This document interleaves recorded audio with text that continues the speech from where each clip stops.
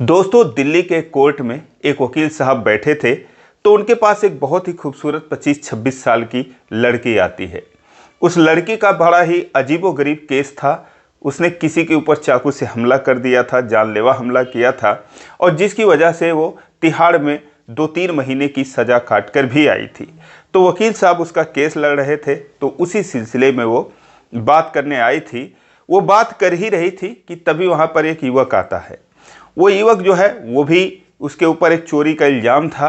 वो भी परेशान था। केस के सिलसिले में बात करने के लिए वकील साहब के पास आता है। बातों बातों में दोस्तों दोनों बात ही कर रहे थे कि अचानक से उस खूबसूरत जो लड़की थी उसमें और जो युवक आया था, इन दोनों में मारपीट हो जाती है। नौबत यहाँ तक आ जाती है कि दोस्तों वकील साहब को बीच बचाव करना पड़ता है, लेकिन जो लड़का था उससे काफ़ी चोटें आ जाती हैं। लेकिन दोस्तों आखिर ऐसा सब क्यों हो रहा था? एक बहुत ही अजीबोगरीब ये कहानी है।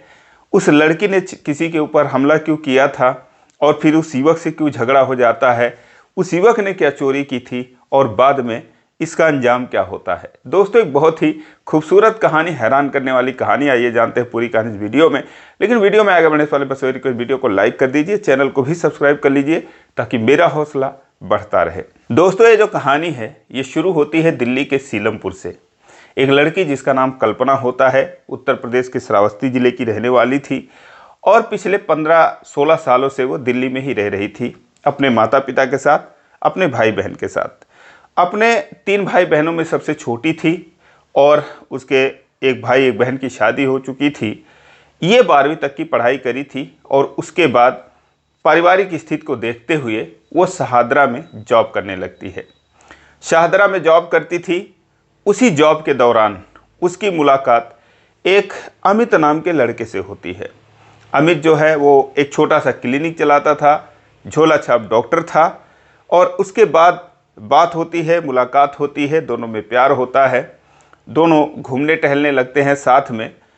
और जो अमित था वो उसे शादी का झांसा देकर दोस्तों उसके साथ जो है वो गलत काम करता है। दोनों की आपसी रजामंदी से होती है, क्योंकि दोनों को ये था कि हम शादी करेंगे, लेकिन अमित के मन में कुछ और था। तो इस दौरान 1 सालों का वक्त गुजर गया, इन दोनों में खूब प्यार पनपता रहा और जिसका नतीजा ये हुआ कि जो कल्पना थी वो प्रेग्नेंट हो जाती है। जब ये बात अमित को पता चलती है तो दोस्तों वो कहता है कि अभी स्थिति ठीक नहीं है, अभी पैसे नहीं हैं, अभी ये नहीं है, वो नहीं है। तो इसीलिए जो है वो उसको दवा दे देता है, जिससे उसका गर्भपात हो जाता है। हालांकि जो कल्पना थी वो नहीं चाहती थी कि ऐसा कुछ हो, कहती थी हम ऐसे मंदिर में शादी कर लेते हैं, तमाम चीज़ें। लेकिन अमित मानता नहीं है, क्योंकि उसके दिल में कुछ और चल रहा था। इस वजह से जो है कल्पना उससे नाराज़ हो जाती है। कुछ दिन बातचीत बंद रहता है, लेकिन उसके बाद फिर जो है अमित की बातों में वो आ जाती है और फिर जो है उससे वो उसी तरीके की दोस्ती, उसी तरीके की रिश्ता कायम रखता है। और फिर नतीजा ये होता है कि एक बार फिर वो प्रेग्नेंट हो जाती है। लेकिन अब की बार जो कल्पना थी वो कहती है चाहे कुछ हो जाए और हमें अब शादी कर लेनी चाहिए। वो दोस्तों कोई भी दवा खाने से, उसकी कोई बात मानने से इनकार कर देती है। जो अमित था वो परेशान हो जाता है। धीरे धीरे 3-4 महीने का वक्त गुजर जाता है और दोस्तों जो नज़दीक था, ये 3-4 महीने की प्रेग्नेंट थी, तो समय बहुत तेज़ी से बदल रहा था। लेकिन अमित अब सोचता है कि उसे किसी साजिश के तहत फंसाकर और अपना काम निकालने की कोशिश करता है। एक दिन वो मिलने के लिए उसे क्लिनिक पे बुलाता है। अक्सर वो आती जाती थी मिलने के लिए। तो दोस्तों उसे कुछ कोल्ड ड्रिंक वगैरह पीने के लिए देता है और उसमें कुछ नशीली चीज़ मिला देता है, जिससे कि वो बेसुध हो जाती है। और उसी का फ़ायदा उठाकर उसे दवा खिलाता है और फिर इंजेक्शन देता है। और दोस्तों नतीजा वही होता है कि एक बार फिर जो कल्पना थी उसका गर्भपात हो जाता है। अब इस बात से कल्पना बहुत नाराज़ होती है, बहुत आहत होती है, परेशान होती है। लेकिन जो अमित था दोस्तों, उसका कांटा निकल चुका था। वो कहता है कि अब हमारा तुम्हारा कोई रिश्ता नहीं है और आज के बाद तुम मुझसे मिलने की कोशिश मत करना। जो कल्पना थी दोस्तों वो बहुत परेशान हो जाती है। वो कहती है ठीक है। अब वो इस बात का बदला जो है अमित से लेना चाहती थी। एक दिन जब कुछ दिन और बीत जाता है, 2-4 महीने, तो वो अमित के क्लिनिक पर आती है। अब दोस्तों, जो दूर से देखती रही कि कब ये अमित अकेला हो और कब मैं जाऊं उसके ऊपर हमला करूं। फिलहाल वो कुछ देर में अकेला हो जाता है तो आती है और कहती है कि मेरे पेट में दर्द कर रहा है। अमित तो पहले उसे देखकर हैरान हो जाता है, कहता है दर्द कर रहा है तो मैं क्या करूं? कहती है कोई दवा दे दो। कहता है कि मेरे पास दवा नहीं है, तुम कहीं और जाओ। कहती है कि अब तुम्हारे रहते किसके पास जाऊं? वो थोड़ा उसको रिझाने की कोशिश करती है। वो सोचता है चलो ठीक है यार, कम से कम इसकी नाराज़गी दूर हो गई है, मेरे पास आई है। कहती है चलो ठीक है। अमित जो है वो कहता है चलो ठीक है और देख लेता हूँ कहाँ दर्द कर रहा है। दोस्तों, वो अपने क्लिनिक में, छोटा सा एक क्लिनिक था, एक पर्दा लगा रखा था, पीछे बेंच लगा रखा था जहाँ पर वो कभी कभी मरीजों को लिटा कर उनका चेकअप करता था, इंजेक्शन वगैरह लगाता था। तो वो कहता है कि ठीक है जाओ वहाँ पर लेट जाओ, मैं देखता हूँ। दोस्तों, वो जाती वहाँ लेट जाती है और फिर वो पर्स में से जो चाकू था वो निकाल कर अपने बगल में छुपा लेती है। अब जैसे ही अमित जाता है, कहता है कहाँ दर्द हो रहा है, वैसे ही दोस्तों उस पर हमला कर देती है और पहला ही चाकू उसके पेट में घोंप देती है। अब दोस्तों, उसके बाद जो अमित था वो संभलने का मौका उसे नहीं मिलता, 2-4 हमला उसे और करती है। फिलहाल वो वहाँ से जान बचाकर अपने पेट पकड़कर वो बाहर की तरफ भागता है और जो कल्पना थी दोस्तों उसका पीछा कर लेती है, क्योंकि उसके ऊपर खून सवार था, उसे छोड़ना नहीं चाहती थी। जब वो उसका पीछा करती है तो कुछ लोग जो है बीच बचाव करते हैं और अमित जो है वो भाग निकलता है, इसे पकड़ लिया जाता है, पुलिस बुलाई जाती है, पुलिस के हवाले कर दिया जाता है। उसके बाद जो अमित होता है हॉस्पिटल जाता है, उसकी जान तो बच जाती है, ऑपरेशन वगैरह होता है, लेकिन उसके बयान पर इसके ऊपर FIR होता है और दोस्तों इसे तिहाड़ भेज दिया जाता है। तिहाड़ जाती है, वहाँ पर अब इसके जो माता पिता थे, एक वकील होते हैं जिनका नाम हरिवंश होता है, वो भी उत्तर प्रदेश के रहने वाले थे। तो जो भी उत्तर प्रदेश के ज़्यादातर लोग वहाँ पर थे, कड़कड़डुमा कोर्ट में एक केस चलता है, तो वो उन्हीं को हायर करते थे। सीधे साधे आदमी थे, कम पैसे लेने वाले थे और आपसी बोलचाल लोगों की मिलती थी, तो उन लोगों में काफ़ी लोकप्रिय थे।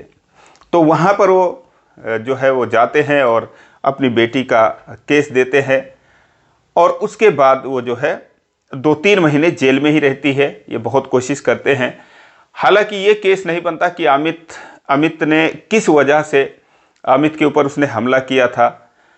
ये सब चीज़ें लोग भूल जाते हैं, बस इसी को ही दोषी करार कर देते हैं और उसके बाद दोस्तों 2-3 महीने बाद वो छूट कर आती है। लेकिन जब छूट कर आती है तो उसके माता पिता उससे मुंह मोड़ लेते हैं, कहते तुम्हारी वजह से हमारी बहुत बदनामी हो रही है और तुम जाओ कहीं और पर अपना कमरा वगैरह लेकर रहो, जहाँ तुम जॉब करती थी वहीं पर तुम जाकर अपना किराए पर कमरा वगैरह ले लो। अब उसकी जॉब तो छूट जाती है, क्योंकि ऐसे लड़की को कौन जॉब पर रखेगा। फिलहाल दिल्ली में नौकरी कमी नहीं थी, कहीं और वो जॉब पकड़ लेती है 10-12 हज़ार रुपये महीने की। अभी ये 2021-22 की ही बात है। उसके बाद दोस्तों फिर जो है अब छूट कर जब आती है तो हरिवंश से मिलने के लिए, उसी केस के सिलसिले में वकील साहब से मिलने के लिए वो आती जाती रही। उसका जो है तारीख वो मिलता रहा, वहाँ पर वो हाजिर होती रही।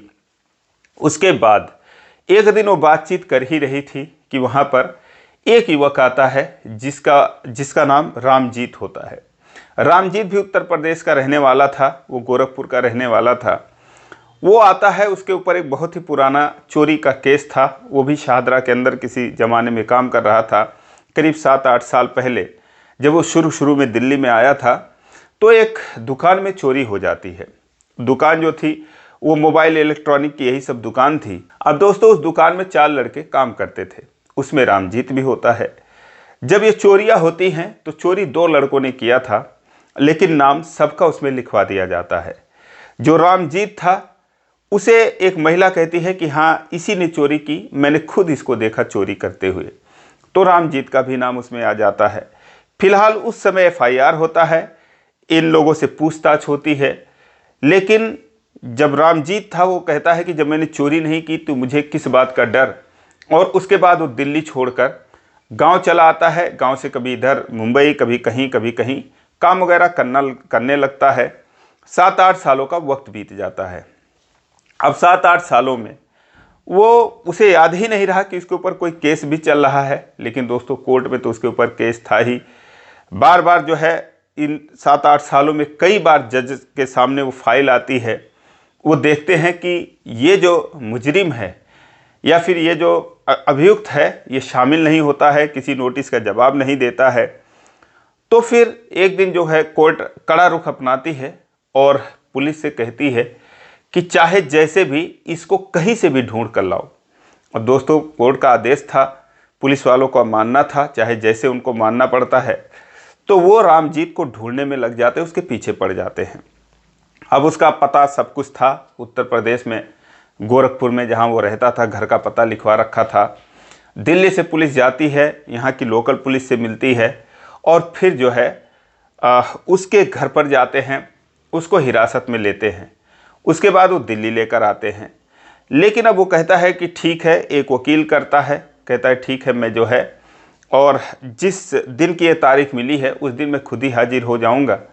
उसके बाद दोस्तों वो उसी जो वकील साहब थे हरिवंश, उनसे मिलता है और उस दिन वो लड़की भी आई हुई थी, कल्पना आई थी, बातचीत कर रही थी। तो ये भी जाता है, रामजीत बातचीत करता है। बातचीत करते करते वो जो वकील साहब थे हरिवंश थे, वो कहते हैं कि ये बताओ तुमने चोरी की थी या नहीं की थी। वो कहता है कि साहब मैंने बिल्कुल चोरी नहीं की थी, मेरा इसमें गलत नाम डाला गया है और एक औरत की वजह से मैं फंस गया। उस औरत ने कहा कि उसने मुझे देखा था, तो बहुत ही मक्कार औरत थी और औरतें होती हैं मक्कार, तमाम चीज़ें वो औरतों के बारे में बोलने लगता है। क्योंकि वो पूरी तरीके से जो है एकदम बौखलाया हुआ था कि उस महिला की वजह से उसे ये दिन देखना पड़ रहा था। दिल्ली में उसका कोई अपना था भी नहीं, तो बहुत ही परेशान था कि मैं कैसे करूँगा, क्या करूँगा। किसी ने फिलहाल वकील साहब का उसे नंबर दिया था, तो आ जाता है। अब हरिवंश जी से वो कहता है कि ऐसी होती वैसी होती तमाम चीज़ें, और ये सारी चीज़ें जो है वही कल्पना बैठकर सुन रही थी। अब कल्पना के ऊपर भी दोस्तों बीती हुई थी कि एक लड़के ने उसकी ज़िंदगी ख़राब की थी और यहाँ तक कि वो जेल की सज़ा काट कर आई थी। सुनते सुनते जब वो थक जाती है तो कहती भाई तू औरतों की इतनी बुराई क्यों कर रहा है। वो कहता है क्यों ना करूं, तुम्हें क्या पड़ी है, और किसी ने मुझे फंसा रखा मैं तो कहूँगा ही। अब दोस्तों इन दोनों में बहस हो जाती है। वकील साहब इन दोनों को समझाते हैं तुम लोग क्या आपस में जो है इधर बहस कर रहे हो। लेकिन बात बढ़ते बढ़ते बढ़ जाती है। जो कल्पना थी वो उसे बहुत सारी बातें बोलती है, जो रामजीत था वो कल्पना को बहुत सारी बातें बोलता है और ये भी कह देता है कि तू भी तो किसी चक्कर में यहाँ पर कोर्ट कचहरी का चक्कर काट रही है, किसी को फंसाना होगा, किसी से रुपए ऐंठना होगा, तो इसी तरीके से तू ही कौन सी बड़ी अच्छी है। आप समझ सकते हो उसे कितनी गुस्सा आई होगी। वो दोस्तों उसके ऊपर भिड़ जाती है। फिलहाल जो रामजीत था वो चाहता तो वो भी हमला कर सकता था, लेकिन वो बचाव की मुद्रा में आ जाता है और ये पूरी तरीके से उसके ऊपर टूट पड़ती है। दोस्तों उसे धक्का देकर गिरा देती है, वहाँ पर बेंच वगैरह पड़े थे वहीं पर गिरता है, उसका एक हाथ टूट जाता है, सर में भी चोट आ जाती है। जब उसका सर फूट जाता है तो दोस्तों उसके बाद जो कल्पना थी वहाँ से वो भाग जाती है। अब कई सारे लोग वहाँ पर इस वाकया को देखते हैं। कोर्ट परिसर में ये सब मारपीट हुआ था, पुलिस भी आती है और उसके बाद पूछताछ करती है। रामजीत से कहती है किसने हमला किया, किसने मारा तुम्हें। कहता है नहीं साहब कुछ नहीं, मैं बस ऐसे ही गिर गया था। वो सोचता है मैं खुद ही परेशान हूँ एक केस को लेकर, क्या दूसरा केस बनवाऊँ। वो कहता है सर कुछ नहीं, बस मैं ऐसे ही गिर गया था। पुलिस कहती है लेकिन कुछ तो कह रहे हैं कि तुम्हारे ऊपर किसी महिला ने हमला किया है। वो कहता है नहीं नहीं ऐसी कोई बात नहीं है। फिलहाल पुलिस भी कहती है चलो ठीक है, जब इसको कोई आपत्ति नहीं है तो हम ही क्यों कुछ इसमें करें। फिलहाल उसके बाद अब उसे कोर्ट में पेश करना था, क्योंकि नोटिस पे नोटिस उसके पास गया हुआ था, पुलिस उसे हिदायत देकर आई भी थी। तो वो जो है वकील साहब कहते हैं ठीक है कोर्ट में तुम्हें पेश होना पड़ेगा। और जिस तारीख उसे मिली थी 2-4 दिन के बाद की तारीख मिली थी, अब उसका कोई था भी नहीं, उसका हाथ टूट जाता है। तो वकील साहब खुद रामजीत को लेकर हॉस्पिटल जाते हैं, उसका एक्सरे वगैरह कराते हैं, क्रैक हो चुका था, प्लास्टर वगैरह लगवाते हैं, सर में पट्टी लगवाते हैं और 4 दिन बाद वो जो है कड़कड़डुमा कोर्ट में उसे पेश किया जाता है।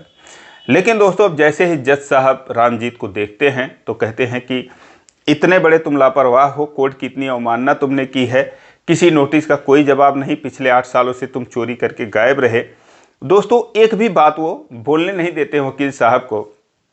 कोई सुनवाई नहीं करते हैं और उसके बाद सीधा उसे कहते हैं कि इसे तुरंत जो है हिरासत में लो। वहाँ पर जो पुलिस वाले थे उसे कस्टडी में ले लेते हैं और उसके बाद दोस्तों वकील साहब कहते हैं कि साहब ये अनजान आदमी है और इसका हाथ टूटा है, एक दुर्घटना एक्सीडेंट में टूट गया अभी ही 2-4 दिन पहले, तो इसे जो है इलाज करवाने के लिए अभी फ़िलहाल इस पर रहम किया जाए। लेकिन वो कहते हैं कि इसका इलाज जो है जेल के अस्पताल में ही होगा। उसके बाद दोस्तों अब इनका कुछ चलता नहीं है, जज साहब के सामने किसी की नहीं चलती, उसे जो है तिहाड़ भेज दिया जाता है। रामजीत तिहाड़ पहुंच जाता है और इधर जो कल्पना थी दोस्तों उसे मारने के बाद गायब हो जाती है, फ़ोन वगैरह बंद कर लेती है। लेकिन फिर वो 2-3 दिन बाद जो है वकील साहब से संपर्क करती है, फ़ोन करती है कि वकील साहब मुझसे बड़ी गलती हो गई उस दिन।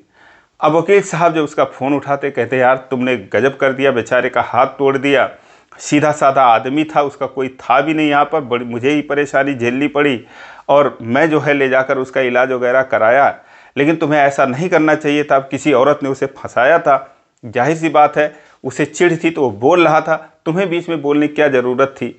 तो कहती है कि अब क्या बताऊँ और मुझे बड़ा अफसोस हुआ।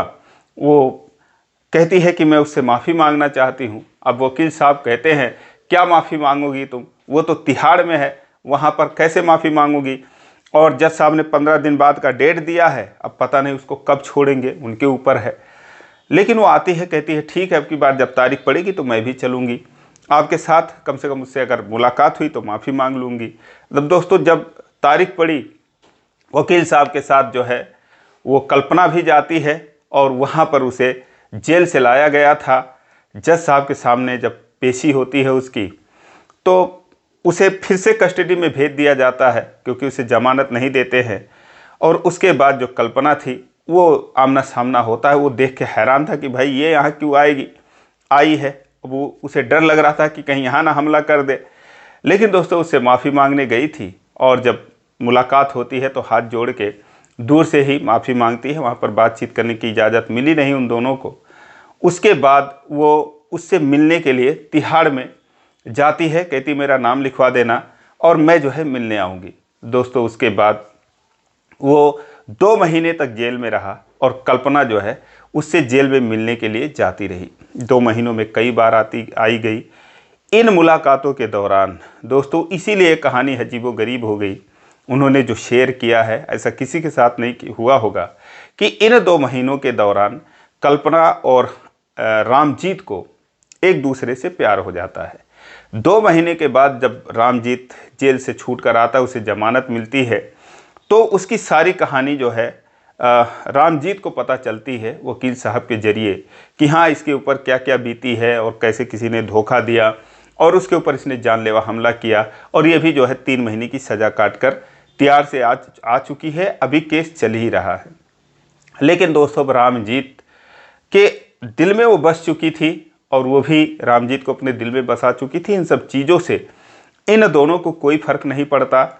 उसके बाद वो उसे अपने कमरे पर जहाँ पर वो रह रही थी वहाँ ले जाती है और उसका भी कहीं काम लगवा देती है। दोस्तों उसके बाद ये दोनों लोग 1 साल तक साथ में रहे, अच्छे तरीके से काम किए, कुछ पैसा कमा लिए और फिर उसके बाद दोस्तों एक दिन हैरत अंगेज रूप से ये दोनों आपसी दोनों परिवार की रजामंदी से शादी कर लेते हैं। दोस्तों ये कहानी जो है खुद इन दोनों ने ही, कल्पना और रामजीत ने शेयर करी थी। मुझे लगा यार बड़ा ही रोचक कहानी है, अजीबोगरीब है, आप लोगों को सुनाना चाहिए। फिलहाल आपकी इस पर क्या राय है दोस्तों, कमेंट करके ज़रूर बताएं और इसी प्रकार की कहानियों के लिए इस चैनल को सब्सक्राइब करें। फिर मिलेंगे अगले वीडियो में, तब तक के लिए जय हिंद।